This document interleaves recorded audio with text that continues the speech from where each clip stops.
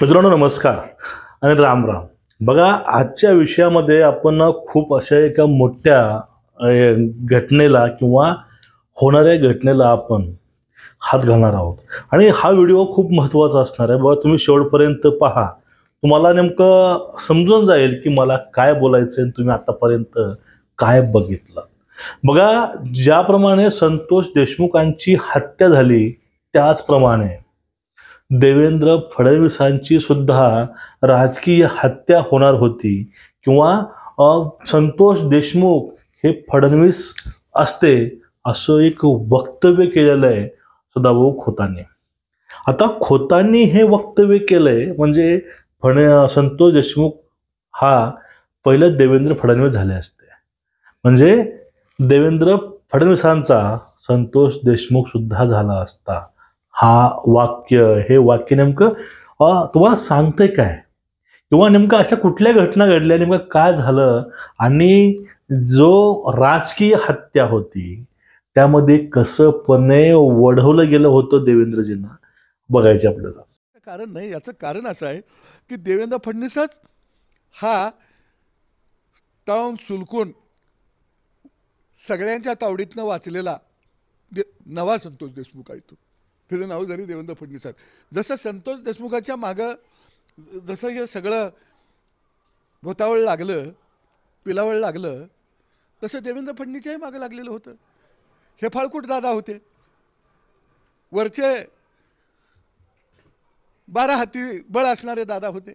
त्या सगळ्यांना पुरून उरून या राज्याच्या मुख्यमंत्री पदावरती आलेले हे व्यक्तिमत्व आहे आणि या सगळ्यातून सगळ्या फेजमधून देवेंद्र फडणवीस गेलेले आहेत. आणि म्हणून मला वाटतं की सामान्य माणसाविषयी कणव असणारं हे नेतृत्व आहे. एक लक्षात येईल की देवेंद्र फडणवीसच्या बाबतीमध्ये की ह्या माणसाला कुठं लॉबिंग नाही करायचं, गुंडांचं, प्रस्थापितांचं, सरदारांचं नाही लॉबिंग करायचं आणि नाही केलं त्या माणसानं लॉबिंग. आणि लॉबिंग करायचं असतं तर सदाभाऊला एक कारखाना द्या, ह्याला एक कारखाना द्या, त्याला बँक द्या, ह्याला आमका काहीतरी एक देऊन टाका, मग त्याला सांगितलं असतं खाली सगळी. संतोष देशमुखांची मारेकरी सध्या जेरबंद आहेत आणि काही बाहेर सुद्धा आहेत असंही बोलतात, काही जण फरार पण काही आहेत.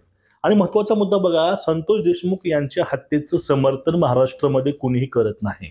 जो करेल तो माणूस म्हणून तो माणसाची अवलाद नसणार आहे, कारण ते हत्या ही निगरून होती आणि मानवतेला काळिमा फासणारी ती हत्या होती. म्हणजे हे हत्या मानव तरी करू शकणार नाहीत आणि त्यांना समर्थन करणारे सुद्धा मानव नसणार आहेत. सिंपल गोष्ट आहे. मग ज्याप्रमाणे संतोष देशमुखांची हत्या झाली त्यांच्यासाठी पूर्ण महाराष्ट्र उठतोय, पेटतोय अजून सुद्धा. त्याच्या मारेकऱ्याला शिक्षा व्हावी हीच पूर्ण महाराष्ट्राची इच्छा आहे. पण एक महाराष्ट्रीयन म्हणून, एक हिंदुत्ववादी कार्यकर्ता म्हणून एक गोष्ट या ठिकाणी प्रकर्षानं जाणवते. मग संतोष देशमुखांचा तसा वापर सध्या होत आहे ते म्हणजे जातीमध्ये वाद लावण्यासाठी. आता या ठिकाणी हे जे आंदोलन उभं राहिलं महाराष्ट्रामध्ये, या आंदोलनाला जातीची किनार लावायचा प्रयत्न झाला गेला आणि सध्या या आरोपींना वाचवण्यासाठी रान सध्या पेटवलं जातं. मग देवेंद्र फडणवीस साहेब जे आहेत हे सुद्धा अशाच एका चक्रव्यूहामध्ये अडकले होते आणि त्या ठिकाणी त्यांना सुद्धा राजकीय जीवनातून संपवण्याचं जे प्लॅनिंग आहे म्हणा किंवा कार्य त्यावेळेस सुरू झालं होतं. आणि ज्याप्रमाणे निगृहून असं हत्या केली तसेच त्याप्रमाणे एक असं सबक देऊन फडणवीसांना ह्या राजकारणातून दूर करण्याचा घाट ह्या लोकांनी घातला होता.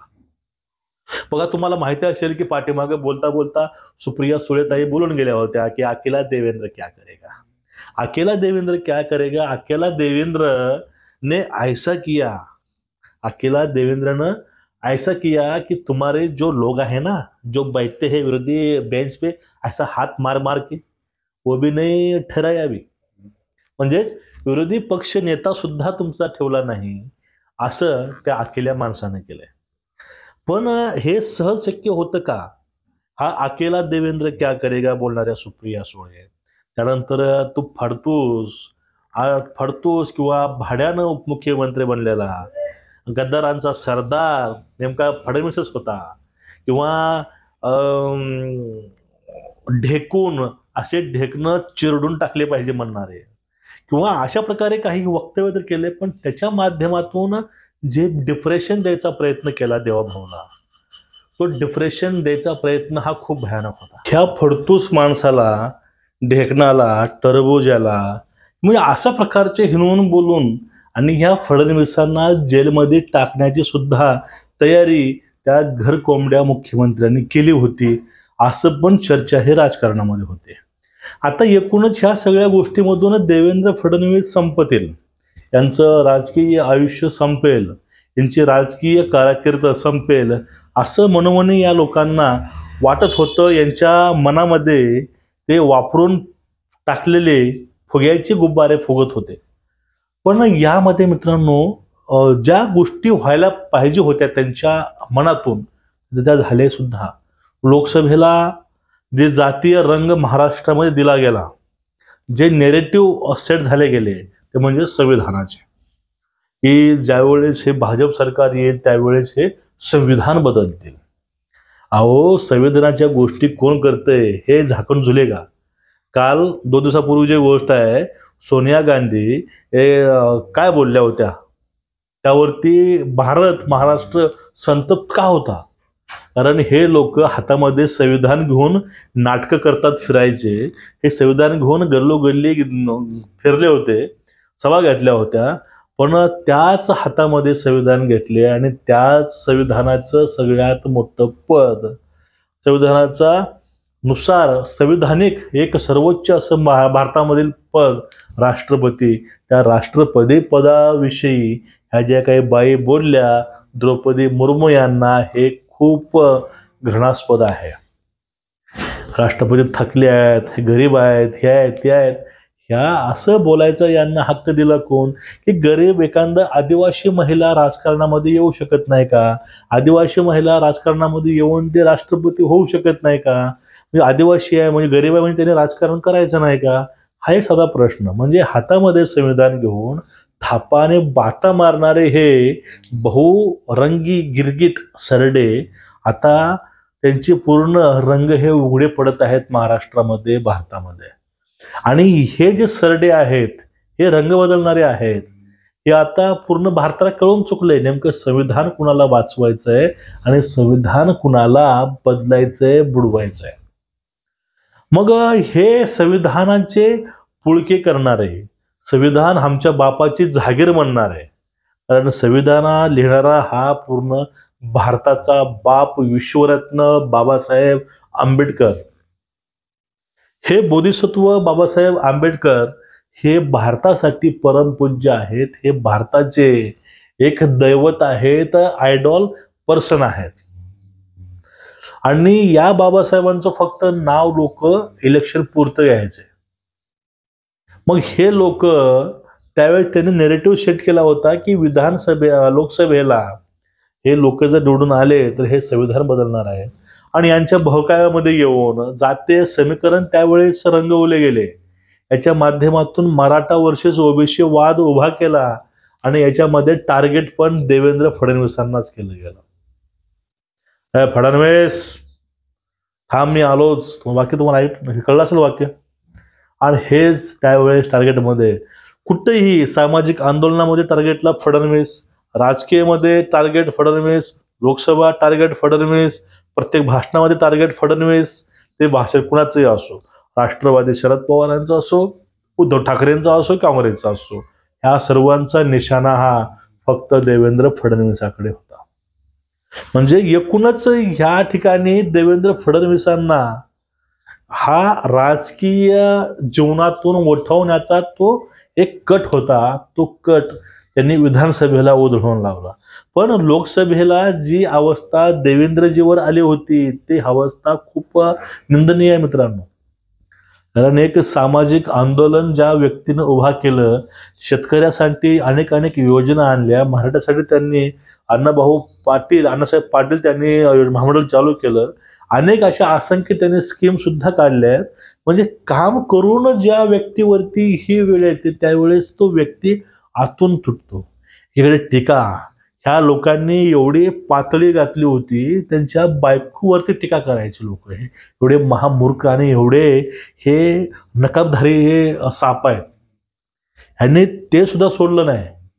शिंदे साहेबांच्या नातावर ते टीका करायचे. आणि ज्यावेळेस यांच्या मुलावर ते कोण गोष्ट बोललं आदोबाळाविषयी, तर हे म्हणतात महाराष्ट्रामध्ये तू तर राहशील नाही तर मी तर राहीन. तुम्ही हे वाक्य ऐकलं असेल, एक तू तर राहशील मी तर राहीन. आता सध्या राहिलं कोण हे विचार करण्याची गरज त्या भामट्या लोकांसाठी आहे. म्हणजे एकूणच लोकांमध्ये संभ्रम निर्माण करायचा, जातीय क्लेश वाढवायचा प्रयत्न करायचा आणि ह्या सर्व गोष्टीला जबाबदार एक ब्राह्मण उपमुख्यमंत्री आहे हे नेरेटिव्ह त्यांनी सेट केलं होतं. नाही का ब्राह्मण उपमुख्यमंत्री गृहमंत्री देवेंद्र फडणवीस म्हणून त्यांना विरोध झाला नाही. तुमच्या मनात एक शंका असेल की ब्राह्मण म्हणून त्यांना विरोध झाला, अजिबात नाही. कारण हेच सर्व लोक नितीन गडकरींची वाहवा करतात आणि आपल्या पक्षातून गडकरींना ते राष्ट्रपती सुद्धा करायला तयार होते. म्हणजे यांची जळजळ यांची मळमळ ही ब्राह्मणासोबत नाही, यांची जळजळ यांची मळमळ हे फक्त देवेंद्र फडणवीसाविरोधामध्ये आहे. कारण काय, शरद पवार नावाच्या स्वयंघोषित बादशहाला गाडून टाकायचं काम एका ब्राह्मण उपमुख्यमंत्र्याने केलं आणि ते कमी वयामध्ये केलं. ही यांची चीड आहे, हा राग यांच्या मनामध्ये आहे. म्हणून टार्गेट हे नेहमी फडणवीस झाले. ज्याप्रमाणे या संतोष देशमुख हत्येसाठी जी भूमिका ही ते महंत आहेत नामदेव शास्त्री त्यांनी घेतली, हे भूमिका कितपत योग्य आहे त्याविषयी भाजपचा प्रत्येक आमदार, प्रत्येक खासदार आणि प्रत्येक जनता महाराष्ट्रामधील बोलते. एक महंत संत हा कुण्या जातीचा धर्माचा कधीच नसतो. याविषयी त्यांची जी भूमिका आहे त्या भूमिकेवरती महाराष्ट्र पूर्ण नाराज आहे. कारण त्या हत्येला काहीतरी ती हत्या घडली, ती हत्या ही खंडणीमधून घडलेली आहे. आणि खंडणी कोण केली होती? वाल्मिक कराडाने की मागणी होती. आणि वाल्मिक कराड हे कुणाचे मित्र आहेत खास, त्याशिवाय धनंजय मुंडेंचं पान हलत नाही. मग एवढे लागेदोरे असताना, एवढे धागे असताना सुद्धा त्यांच्यावरती काही बोलायचं नाही किंवा यांच्यामध्ये कुठलाही संबंध नाही म्हणून धनंजय मुंडेंना नामदेव शास्त्रींची मदत घ्यावी लागते. इथंच शंका बळावते आणि या ठिकाणी संशयाला जागा हे आपोआप सुटते.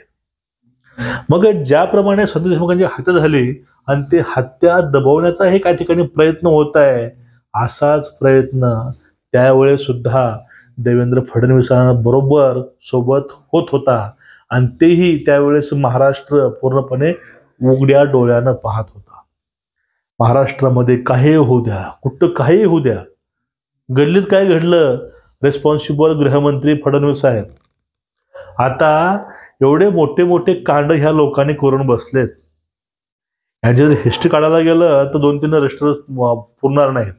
दिशा सालियांचं जे प्रकरण होतं त्यामध्ये कुठलं बाळ आहे सगळ्यांना माहिती आहे. ज्यावेळेस त्या विषयावरती गोष्ट येते त्यावेळेस यांचे हातपाय गळू लागतात. आणि हे लोक शिकवणार का गोष्टी?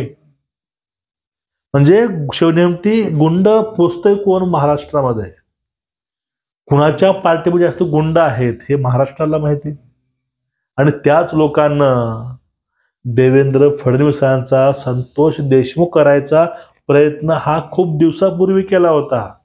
पण तो प्रयत्न देवाभाऊनं उधळून लावला आणि विधानसभेला यांच्या तोंडामध्ये माती घालून त्यांनी यांना विरोधामध्ये सुद्धा बसायची जागा ठेवली नाही. हे त्यांचं यश आहे. म्हणून सदाभाऊ खोत बोलले होते नामदेव शास्त्रीवर बोलताना, त्यांच्या बोलण्यावरती बोलताना, की ह्या महाराष्ट्रामध्ये देवेंद्र फडणवीसावर सुद्धा अशी वेळ आली होती की त्या देवेंद्र फडणवीस सुद्धा संतोष देशमुख त्यावेळेस झाला असता. यामध्ये खूप भयानक अर्थ आहे, तुम्ही थोडा अर्थ समजून घ्या. तुम्हाला आवडला असेल चॅनलला सबस्क्राईब करा, व्हिडिओ शेअर करा आणि जास्तीत जास्त लोकांपर्यंत पाठवायचा प्रयत्न करा. नमस्कार, वंदे मातरम, जय हिंद, जय शिवराय, जय भीम.